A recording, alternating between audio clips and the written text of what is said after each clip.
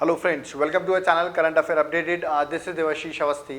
जैसे आपको पता होगा we are dealing with 10 AM daily series, तो उसका लेक्चर में 104th है और आज का जो कट ऑफ होने वाला है that is going to be 9 marks. तो एक डिफिकल्ट कट ऑफ है, देखते हैं कौन कौन हमारा कट ऑफ आज का क्लियर कर पाता है। So let's start with the today's MCQ series. देखिए पहला क्वेश्चन जो आपके सामने है that is related to polity. Okay, mainly आज जो क्वेश्चंस रहेंगे पॉलिटी और मॉडर्न हिस्ट्री से रहेंगे, तो देखते हैं कौन कौन कट ऑफ क्लियर करता है। ओके, पहला क्वेश्चन है टेरिटरी, इसमें दो स्टेटमेंट दिए गए हैं, पूछेंगे कौन सा स्टेटमेंट करेक्ट है। पहला स्टेटमेंट है जो टेरिटरी ऑफ इंडिया होता है उसमें लिखा है it include states, union territories and acquired territories. Okay, first statement. Second statement है जो यूनियन ऑफ इंडिया है it's a larger area than territory of India. तो यार कि यूनियन ऑफ इंडिया का ज्यादा बड़ा एरिया होता है compare to what, territory of India. तो these are the two statements. वैसे तो बहुत इजी क्वेश्चन है, मैंने जब यूनियन एंड इट्स टेरिटरीज पढ़ाई थी उस टाइम पे मैंने आर्टिकल 1 में ये समझाया था आपको। ओके, अगर जिसने ये नहीं पढ़ा है, बेसिक आपके पॉलिटी के थोड़े वीक है, तो आपको बेसिक से स्टार्ट करने की जरूरत है। डिस्क्रिप्शन बॉक्स में जाइए, वेबसाइट को विजिट करें, वहां पर आपको हमारे पॉलिटी के लेक्चर्स मिलेंगे, then it could be very easy. और जिसको बन रहा है वेरी गुड। याद रखिए इसका करेक्ट आंसर है दैट इज 1 ओनली। याद रखिए पहला स्टेटमेंट करेक्ट है, टेरिटरी ऑफ इंडिया में states, union territories and acquired territories होती है।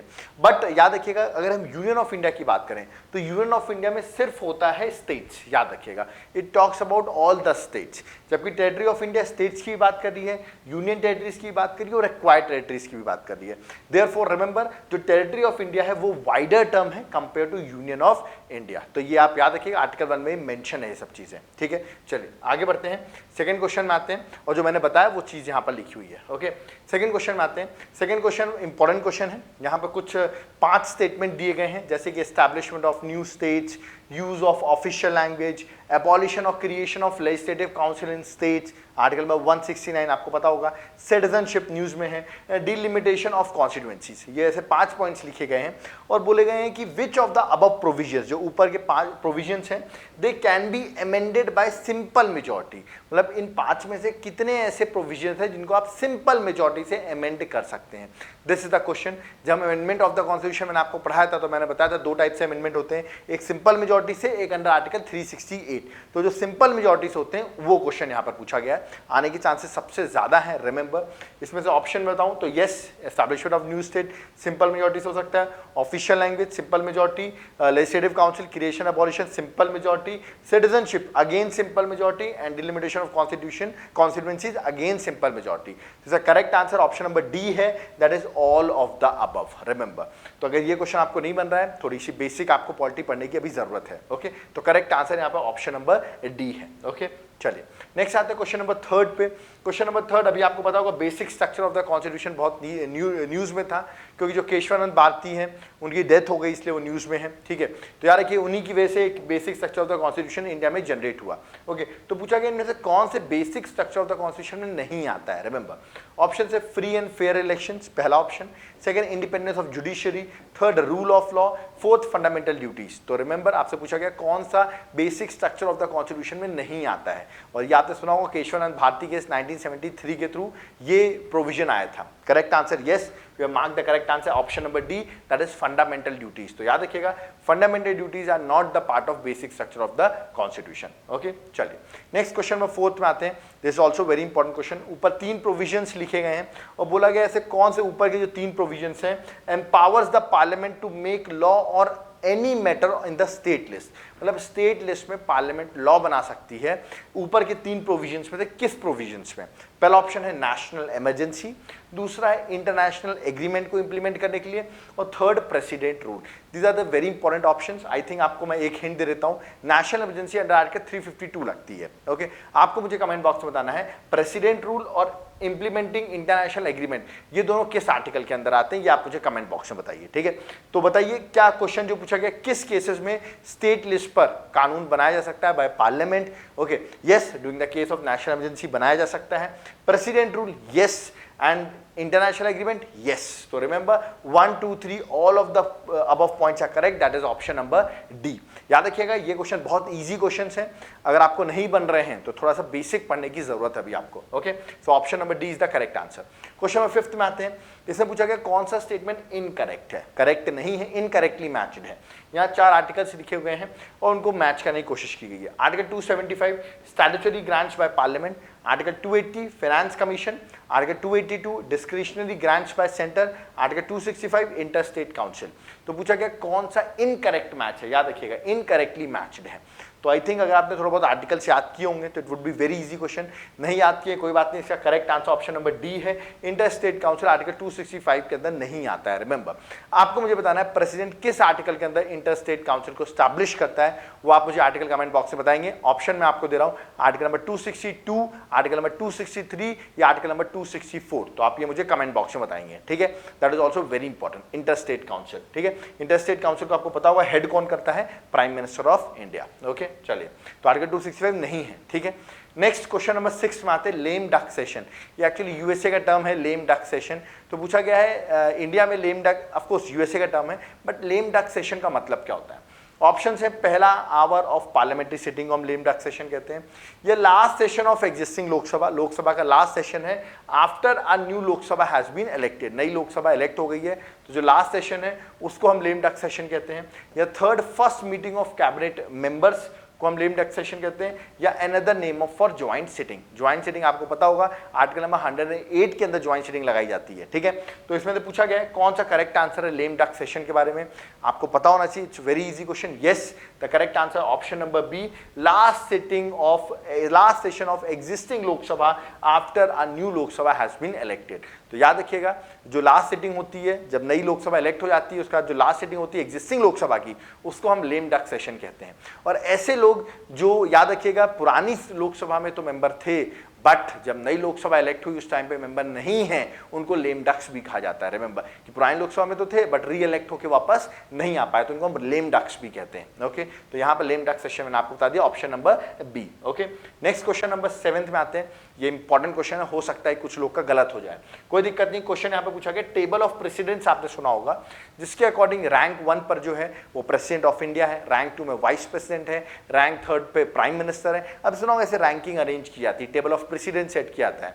तो पूछा गया किस मिनिस्ट्री, कौन सी मिनिस्ट्री इसको डील करती है टेबल ऑफ प्रेसिडेंट्स को। This is very tricky question, I could say ministry of personal, ministry of home, PMO या नन ऑफ द अबव। देखिए बहुत ट्रिकी, ऑप्शंस भी ट्रिकी हैं, जिसको पता हो इट कुड बी इजी, नहीं पता कोई बात नहीं, अब याद कर लो। अमित शाह, मतलब करेक्ट आंसर क्या है, option number B, ministry of home affairs. तो याद रखिएगा home affair ministry deal with the affairs of table of presidents. Okay चलिए आगे बढ़ते हैं। Next question number 8 modern history से रिलेटेड क्वेश्चन है रिगार्डिंग लॉर्ड रिपन। बहुत फेमस पर्सनालिटी रहे हैं लॉर्ड रिपन, इनके बारे में तो आपने पढ़ा ही होगा। क्वेश्चन पहला है कि जो वुड्स कमीशन है एजुकेशन की, ठीक है, इन्होंने अपॉइंट की थी, लॉर्ड रिपन ने वुड्स कमीशन एजुकेशन की अपॉइंट की थी।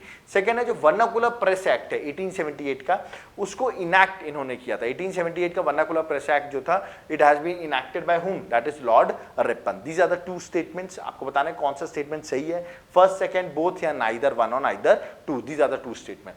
आपको बताओ वर्नाकुलर प्रेस एक्ट से रिलेटेड हैं रिपन, बिल्कुल है, बट कंफ्यूज मत होइएगा जिन्होंने ओनली 2 लगा दिया वो रॉन्ग है। वर्नाकुलर प्रेस एक्ट याद रखिए रिपील करने के लिए लॉर्ड रिपन का नाम लिया था, ना कि इन्फोर्स करने के लिए। इन्फोर्स किसने किया था, मतलब इनैक्ट किसने किया था, जब इनैक्ट हुआ उस टाइम पर कौन वॉइसरॉय था, वो आप मुझे कमेंट बॉक्स में बताएंगे कि at the time of enactment of vernacular press act 1878 who was the viceroy, आप मुझे कमेंट बॉक्स में बताइए। हाँ, रिपील जो हटाने का काम लॉर्ड रिपन का किया था, तो सेकंड स्टेटमेंट रॉन्ग है।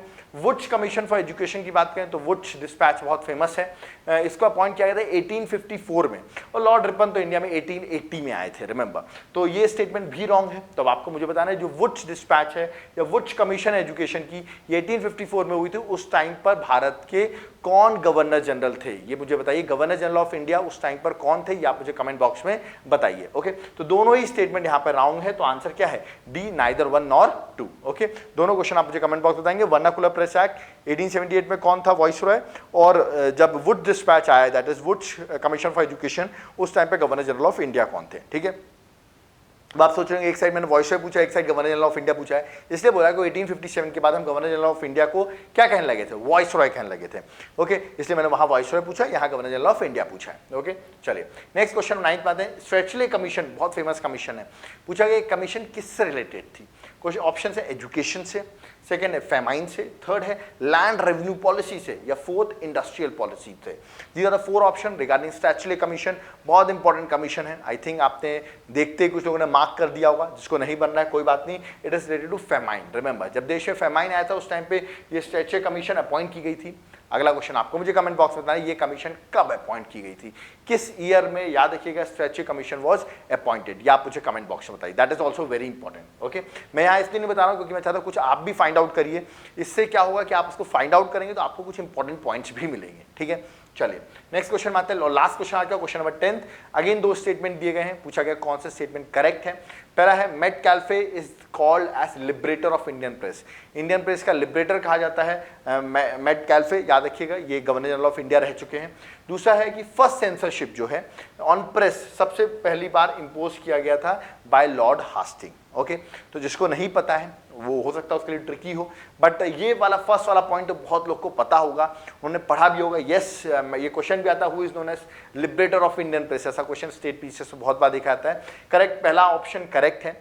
सेकंड ऑप्शन की बात करूं तो रॉन्ग है, याद रखिएगा। पहली सेंसरशिप में तो लॉर्ड वेलेस्ली के टाइम पे ही आ गई थी 1799 में, तो लॉर्ड हास्टिंग तो 1813 में भारत में आएंगे, तो सेकंड स्टेटमेंट रॉन्ग है। तो करेक्ट आंसर है option number A, that is 1 only. तो याद रखिएगा, मैंने लिख रखा lord Wellesley bought the censorship of press act, 1799 में ही सेंसरशिप आ गई थी। ओके, तो correct answer option number A है। ठीक है, चलिए, so we have done with the 10 AM series. I hope आपको क्वेश्चन समझ में आए होंगे। कोई डाउट क्वेरीज है आप कमेंट बॉक्स में कमेंट कर सकते हैं। अगर आपको लेक्चर की PDF चाहिए, नंबर यहाँ पर मेंशन है, आप इस नंबर पर कॉन्टैक्ट कर सकते हैं। नंबर डिस्क्रिप्शन बॉक्स में भी मेंशन है, जिससे आपको इस लेक्चर्स की PDF अवेलेबल हो जाएगी। इसका एक माइन्यूट चार्ज है जो कि ऊपर लिखा हुआ है, ईयरली चार्ज है जो कि बहुत ही माइन्यूट है। प्लस जो लोग फर्स्ट टाइम देख रहे हैं, हमारे चैनल को सब्सक्राइब जरूर करें, चैनल को एक बार विजिट जरूर करें, आपको बहुत सारी डिटेल्स यहाँ पर मिलेंगी। कुछ एक इंपॉर्टेंट पॉइंट बताना चाहता हूँ मैं, जो हमारी MPPSC का इनिशिएटिव था जिसमें हम डेली सीरीज ला रहे थे, वो 6 PM की जगह हम उसको 8 AM से स्टार्ट कर रहे हैं, क्योंकि इवनिंग में मुझे ऐसा लग रहा है कम लोग देख पा रहे हैं, तो हम उसको मॉर्निंग में ला रहे हैं। तो 8 AM पे MP के क्वेश्चंस जो है, मध्य प्रदेश के क्वेश्चंस, वो 8 AM पे आएंगे। ओके, और मैंने आपको पहले बता दिया, कोई डाउट क्वेरी है वो आप कमेंट में कमेंट कर सकते हैं। जो मैंने आपसे क्वेश्चंस पूछे उनको जरूर कमेंट बॉक्स में कमेंट करके बताएं। और याद रखिएगा, अगर आपको वीडियो पसंद आ रहा है तो जरूर लाइक का बटन जरूर दबा के जाएं, और नए लोग प्लीज़ चैनल को सब्सक्राइब जरूर कर लें। आपको बहुत सारे नोटिफिकेशन मिलते रहेंगे, जो हमारे अपडेटेड लेक्चर्स उसमें आते रहेंगे। Thank you.